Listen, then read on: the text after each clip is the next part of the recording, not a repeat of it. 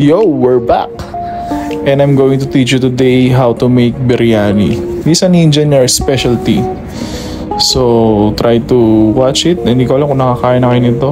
Pero masarap to. Turuan ko kayo ng lamb biryani.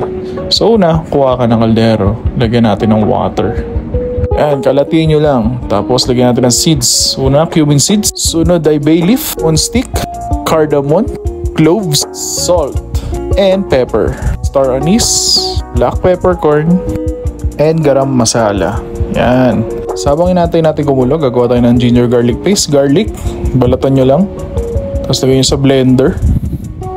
Tapos ginger. Balatan nyo rin. Tapos iwain nyo ng maliliit. Lagyan sa blender. Yan. Tapos lagyan ng water. Tapos i-blend nyo lang siya.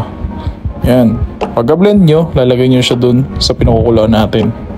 Pagkalagay nyo, haluin nyo lang siya. Tapos, tatakpan nyo siya. Antayin nyo siyang kumulo. Lalagay natin yung kanin dyan mamaya after kumulo. So, habang nag-aantay, balat tayo ng sibuyas para sa ating gisa.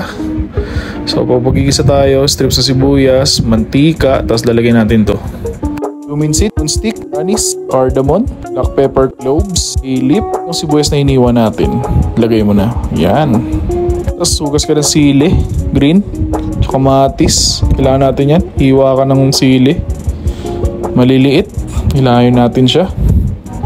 Tapos kamatis naman. Hiwain natin siya. Strips naman. Tapos yung lamb natin. Pwedeng lamb, pwedeng chicken, pwedeng mutton, pwedeng beef, pwedeng hipon. Pwede mo yung gamitin para sa biryani mo. Pagtapos mo na hiwain yan, tingnan mo yung sibuyas mo kung okay na. Yan, medyo malapit na siya. Kailangan siya brown na brown at medyo wala siyang puti.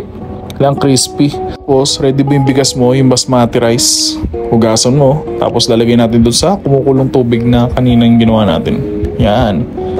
Tapos haluin mo siya. Tapos huwag mo siya tatakpan. Tapos yung sibuyas, okay na. So hanguin natin siya. Separate natin. Lagyan naman natin ng sili. Yung iniwan natin kanina na green. Yan. Haluin mo lang siya. Sunod mo yung ginger garlic paste. Yan. Lutuin mo siya mabuti ha. Yan. Haluin mo ulit.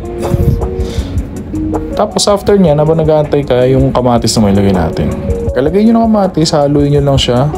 Aantayin nyo siya hanggang sa maging ganito siya. Tapos ilalagay na natin yung biryani masala. So any kind of biryani masala. 1 pack is equals to 1 kilo of meat. So tapos lagyan mo siya turmeric powder. Yan, chili powder. Tapos hahaluin mo lang siya hanggang sa magmantika siya. Pag nagmantika siya, ibig sabihin luto na yung masala mo. So pwede mo na ilagay yung meat mo.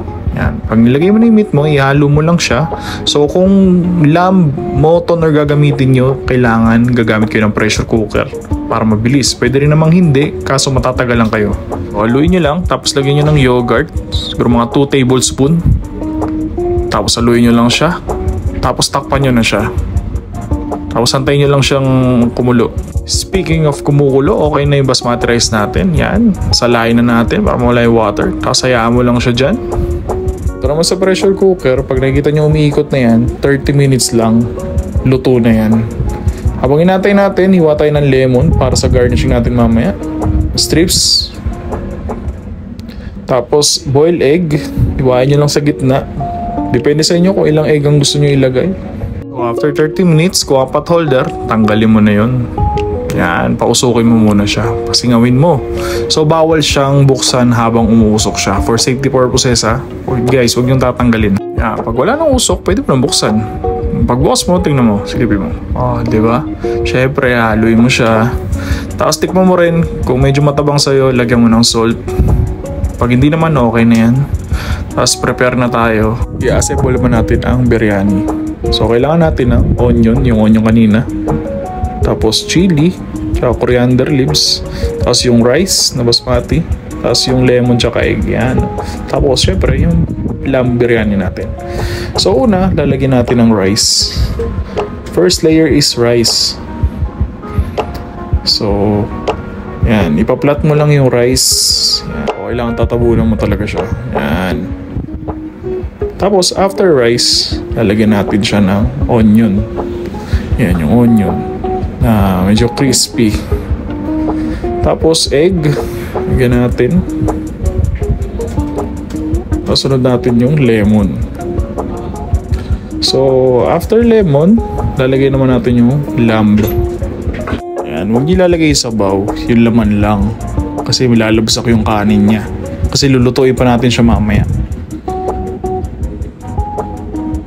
Ayan, tapos pagkalagay niyan, ganun ulit. Kanin, onion, egg, lemon, tapos lamb. So if last layer na siya, ito na yung final. Lalagyan pa rin natin siya ng onion. Onion. Yan. Tapos lagyan mo ng lemon. Tapos after ng lemon, lalagyan din natin siya ng egg. Tapos egg. Pagkalagay mo ng egg, kunin naman natin yung ceiling green. Yan. Putuli mo lang siya. Tapos lagay mo. Putol. Tapos lagay. Putol. Tapos lagay mo lang siya. After yung lagyan ng sili, kuha tayo ng curry. Curry ang tawag dun sa sauce niya. So, lagyan mo na siya konti lang. Huwag nyo siya dadamihan. Huwag nyo siya lulunurin. Yan. Pagka nilagyan nyo na siya, lalagyan nyo naman siya ng coriander leaves. For finale. Yan na yung huling nilalagay natin. Tapos i-steam natin siya. Pwedeng steam, pwedeng ibabalik mo siya sa kalan. Sobrang hina lang na apoy. Para lang maglasa yung, or kumapit sa kanin. Ako nilalagay ko siya sa oven eh. Hindi mo siya lagyan ng foil. Tatakpan mo siya. Tapos after nyan, habang in-oven mo siya, gawa tayo ng papadams. Ito yung bilog na maliit na bigla siyang lalaki. Chicharon, para siyang chicharon eh. Yan. Specialty din siya ng India. Papad ang tawag sa kanya. Masarap din siya katerno ng biryani. So meron pa isang katerno ng biryani. Ito ay tatawag na raita. So kailangan natin ng pipino, kamatis, sibuyas, tsaka chili. So iwain mo lang yung pipino na maliliit. Yan. Kahiwa mo. Lagay mo lang sa mangkok. Tapos ilagay mo yung sibuyas. Iwain mo rin. Maliliit lang rin. Buyas. Tapos kamatis. Iwain mo rin. Maliliit din. Yan. Tapos sili. Iwain mo rin. Tapos yogurt. Ayan. Lagyan mo lang ng yogurt. Tapos water. Lagyan nyo. Para hindi masyado malapot. Yan. Tapos lagyan natin ng salt. Tapos pepper. Tapos yung chaat masala. Ito. Yan. Tapos chili powder. Lagyan nyo. Tapos saluluin nyo lang siya. Pwede siya lagyan ng sugar din kung naasiman kayo. Pero masarap siya. Na ganyan lang. Yan. Okay na yung biryani natin. Tingnan natin. Yan o. Pagka umusok na siya, ibig sabihin luto na siya. Yan. Nakita nyo naman yung luto na. So ako nilalagyan ko pa siya ng yellow na food coloring doon sa kanin. Pandagdag lang. Yan. Okay na, di ba? Tingin mo, masarap kaya yan? Testing natin. Sundukin natin. Yan, tingnan mo yung yellow na food coloring. Oh, di ba? Ang ganda niya tingnan. Oh. Yan, buha ka niyan. Oh, di ba? Tingnan mo yung kanin din, sakto din yung luto niya. So, dukutin natin yung lamb.